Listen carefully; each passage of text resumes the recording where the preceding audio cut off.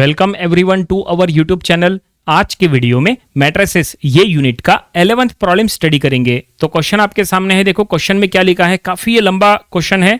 यहाँ पे total 3 matrix दिए हैं। देखो matrix A, matrix B, matrix C, और तीनों का ऑर्डर सेम है। तीनों में 3 रोज एंड 3 कॉलम्स है। देखो तीनों में, इसका मतलब तीनों का ऑर्डर सेम है। तीनों का ऑर्डर 3 by 3 है। और यहां पे क्या फाइंड आउट करना है, यहां लिखा है देन फाइंड मैट्रिक्स डी। यहां पे मैट्रिक्स डी हमें फाइंड आउट करना है, लेकिन उसके लिए यहां पे कंडीशन क्या दिया है, such that twice A minus 3b minus D equal to C. ये इक्वेशन का यूज करके, या फिर बोलो ये कंडीशन का यूज करके हमें मैट्रिक्स डी यहां पे फाइंड आउट करना है। ठीक है, तो चलो हम ये प्रॉब्लम सॉल्व करेंगे। लेकिन हम यहां पे सबसे पहले स्टेटमेंट में लिख लेंगे कि here order of matrix A B C are 3 by 3। देखो तीनों का ऑर्डर 3 by 3 है, ये हमने यहां पे मेंशन कर लिया है। ठीक है, और अब हमें वो गिवन इक्वेशन का यूज करना है, तो हम यहां पे लिख लेंगे वी हैव, देखो क्या दिया हुआ है इक्वेशन है that is twice A minus 3b minus of D equal to C. ये इक्वेशन का यूज करके हमें मैट्रिक्स डी फाइंड आउट करना है। तो किस तरह से फाइंड आउट होगा जरा ध्यान से देखिए। यहां पे अगर आपको डी फाइंड आउट करना है, बस एक काम करो, यहां पे एक्सचेंज करो। क्या एक्सचेंज करो, ये डी और सी का प्लेस जो है वो एक्सचेंज करो। सी जो है वो डी के प्लेस पे लेके आओ, डी जो है वो सी के प्लेस पे ले जाओ। इससे जो है आपको डी की इक्वेशन मिल जाएंगी। देखो कुछ ऐसा, यानी twice A minus of 3b, ठीक है, okay, minus of C equal to D. हमने क्या किए, यहां पे डी और सी का प्लेस एक्सचेंज किए। सी इधर प्लस में था, इधर आ गया तो माइनस में हो गया। इधर माइनस डी था, उधर गया तो प्लस डी हो गया। ठीक है, अब यहां पे आप देख सकते हैं, यहां पे हमें डी मिल गया है in the form of A B C. आप इसको उल्टा लिख लो, ये टर्म इधर लिखो, ये टर्म उधर लिखो। तो हम इसको ऐसा भी लिख सकते हैं कि D equal to twice A minus of 3b minus of C. आप इसको ऐसा भी लिख सकते हैं। ठीक है, दोनों में से कोई भी एक तरीका, और यहां पे हम लिख देंगे। और अब देखो लेफ्ट हैंड साइड में डी है, अब हमें राइट हैंड साइड में ए बी सी तीनों मैट्रिक्स यहां पे पुट करना है। तो चलो हम पुट करेंगे। सो डी इक्वल टू ट्वाइस, यहां पे देखो ए मैट्रिक्स पहले हम यहां एज इट इज लिख लेंगे, देन माइनस थ्राइस, यहां पे हम B matrix as it is लिख लेंगे, और लास्ट में है माइनस ऑफ सी, यहां पे सी मैट्रिक्स हम एज इट इज लिख लेंगे। और फिर तीनों मैट्रिक्स में हम एडिशन सब्सट्रैक्शन जो भी है वो हम यहां करने वाले हैं। तो हमें डी मैट्रिक्स मिल जाएगा, प्रॉब्लम पूरा हो जाएगा।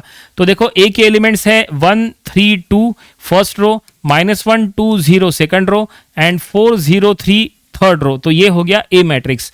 बी मैट्रिक्स की अगर बात करें 1 0 0, देन 1 2 0, और फिर है 1 0 3। इस तरह से ये हमने बी मैट्रिक्स रखे। और सी मैट्रिक्स रखो 2 1 2, देन 2 2 1, और लास्ट में 1 2 2। इस तरह से हमने तीनों मैट्रिक्स जो है यहां पे पुट कर लिए ए बी सी के जगह पे। और अब तीनों में एडिशन सब्सट्रैक्शन जो भी करना है उसके पहले स्केलर मल्टीप्लिकेशन कर लो। देखो ये मैट्रिक्स के बाहर 2 है, ये मैट्रिक्स के बाहर 3 है। इसका मतलब ये पूरे मैट्रिक्स को 2 से मल्टीप्लाई करना है, और ये पूरे मैट्रिक्स को 3 से मल्टीप्लाई करना है। ये मल्टीप्लिकेशन को स्केलर मल्टीप्लिकेशन बोलते हैं, क्योंकि 2 एक जो है स्केलर नंबर है, और 3 ये भी एक स्केलर नंबर है। तो चलो यहां पे हम मल्टीप्लाई करेंगे। देखो अंदर के सभी टर्म्स को 2 से मल्टीप्लाई करने के बाद ये हो जाएगा, ये 2 then 6 then 4 then -2 then 4 then 0 then ये 8 0 एंड ये 6। ये हमने 2 से अंदर के सभी टर्म्स को मल्टीप्लाई कर लिए। यहां पे अंदर के सभी टर्म्स को 3 से मल्टीप्लाई करो, तो ये हो जाएगा 3 देन 0 0 3 6 0 देन 3 0 9। तो इस तरह से हमने यहां 3 से मल्टीप्लाई कर लिए। और जो लास्ट मैट्रिक्स है वो एज इट इज रखो, इसमें कोई चेंजेस नहीं है। 2 1 2 2 2 1, और फिर 1 2 2। ठीक है, इस तरह से ये हमने यहां पे मल्टीप्लिकेशन कर लिए। और अब ये तीनों के बीच में एडिशन सब्सट्रैक्शन जो भी है वो करना है। तो जो है देखो पहले 2 मैट्रिक्स के बीच में सब्सट्रैक्शन कर लो, क्योंकि ये मैट्रिक्स के आगे प्लस है और ये मैट्रिक्स के आगे माइनस है, मतलब इनके बीच में सब्सट्रैक्शन होना तय है। तो देखो हम यहाँ पे सब्सट्रैक्शन करेंगे। अगर आपको तीनों को एक साथ सॉल्व करना है तो तीनों भी एक साथ सॉल्व हो सकते हैं, कोई दिक्कत नहीं है। अगर आपको 2-2 सॉल्व करना है तो 2-2 सॉल्व करो, मतलब पहले ये 2 को सॉल्व करो, फिर उसका जो भी आंसर आएगा वो थर्ड के साथ प्लस माइनस करो। आप चाहे तो ऐसा करो, या तो आप तीनों को एक साथ सॉल्व करो तो भी हो सकता है, कोई दिक्कत नहीं है। इसके पहले के प्रॉब्लम में हमने 2-2 मैट्रिक्स को सॉल्व किए थे। चलो यहाँ पे एक काम करते हैं, तीनों को एट अ टाइम सॉल्व कर लेते हैं। तो अगर तीनों को एक साथ सॉल्व करना है तो देखो किस तरह से ये सॉल्व होगा। बहुत सिंपल है, ज्यादा डिफिकल्ट नहीं है, आपको बस टर्म्स की तरफ ध्यान देना है, मतलब first term, second term, third term, इस तरह से, क्योंकि कैलकुलेशन जो है वो फर्स्ट का कैलकुलेशन फर्स्ट के साथ होगा, सेकंड का कैलकुलेशन सेकंड के साथ होगा, थर्ड का कैलकुलेशन थर्ड के साथ होगा, एंड सो ऑन, ऐसे चलता रहेगा। लेकिन ये जो भी एडिशन सब्सट्रैक्शन है, ये करने के पहले आप ये चेक कर लिया करो कि जो मैट्रिक्स है उनका ऑर्डर सेम है कि नहीं, क्योंकि एडिशन सब्सट्रैक्शन के लिए ये रूल है कि मैट्रिक्स का ऑर्डर सेम होना चाहिए, सभी का ऑर्डर सेम है तो ही एडिशन सब्सट्रैक्शन हो सकता है।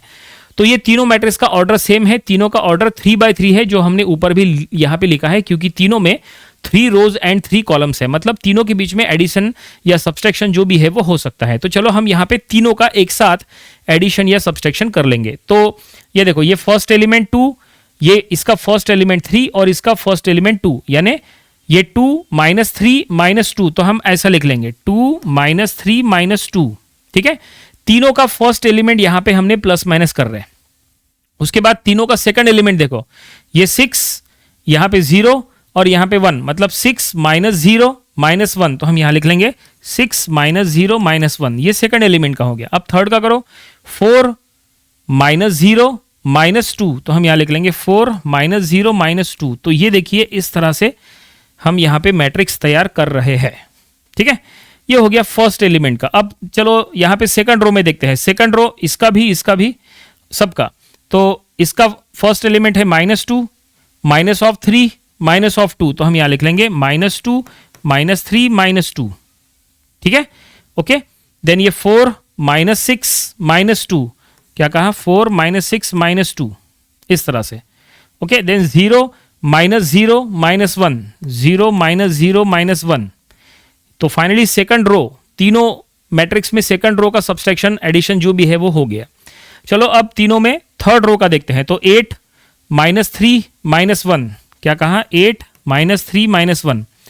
देन 0 - 0 - 2, 0 - 0 - 2, ठीक है, 0 - 0 - 2। उसके बाद 6 - 9, 6 - 9 एंड -2। तो ये देखिए सभी मैट्रिक्स में, तीनों मैट्रिक्स का टोटल एडिशन सब्सट्रैक्शन हम यहां पे कर रहे हैं। और अब देखिए हमें लास्ट जो यहां मैट्रिक्स मिलने वाला है, यही हमारा लास्ट में डी मैट्रिक्स रहेगा, जो क्वेश्चन में फाइंड आउट करने के लिए कहा है। तो चलो देखते हैं डी मैट्रिक्स यहां क्या मिलता है, ये लास्ट रहेगा अब, ठीक है।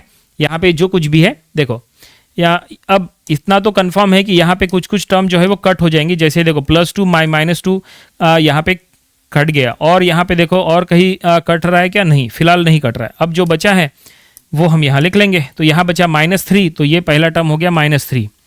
उसके बाद 6 - 1, तो ये हो गया 5। उसके बाद 4 - 2, तो ये हो गया 2, ठीक है। उसके बाद ये -2 -3 -5, -5 -2 -7, ठीक है। देन 4 - 6, ये हो गया -2 -2 -4, ठीक है।